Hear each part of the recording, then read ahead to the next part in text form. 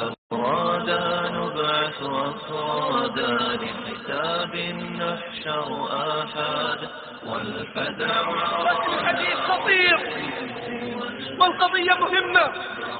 أبناؤنا يموتون على غير صلوات، بل حتى الشيب تهاونوا في أدائها. مات رجل في 70 من عمره منذ فترة الماضية، سألونا نصلي عليه أم لا نصلي؟ قلت ولماذا لا تصلون عليه؟ قالوا ما سجد لله سجده من قبل. مات أحد الشباب في مقتبل العمر، فلما غسلوه وبدأوا بتغسيله انقلبت بشرته من البياض الشديد إلى السواد الشديد. خاف المغسلون وخرجوا من مكان التغسيل، فإذا بالأب في خارج المغتسل يدخن.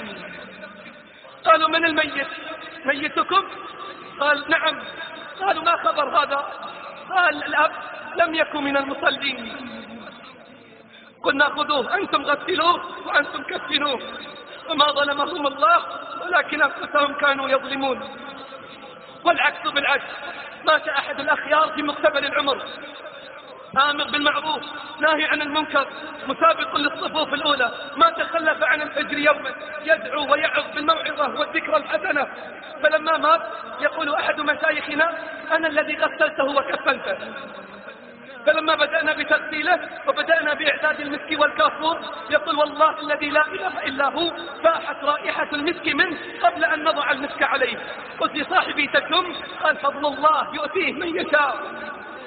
إن الذين قالوا ربنا الله ثم استقاموا تتنزل عليهم الملائكة ألا تخافوا ولا تحزنوا وأبشروا. فلما كفناه وذهبنا به إلى المقبرة يقول شيخنا كنت ممن نزل على قبره. تخيل المنظر، الناس على سفير القبر ثم ينزل إليهم الميت.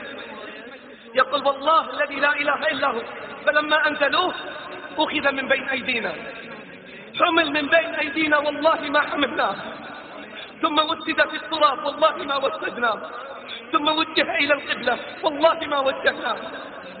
كشفت عن وجهه إذا هو يضحك، كشفت عن وجهه فإذا هو يضحك. يقول الشيخ والله لولا أني أنا الذي غسلته وكفنته ما كنت أظن أنه قد مات،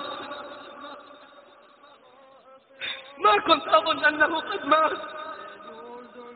اتقوا الله عباد الله وحافظوا على الصلوات.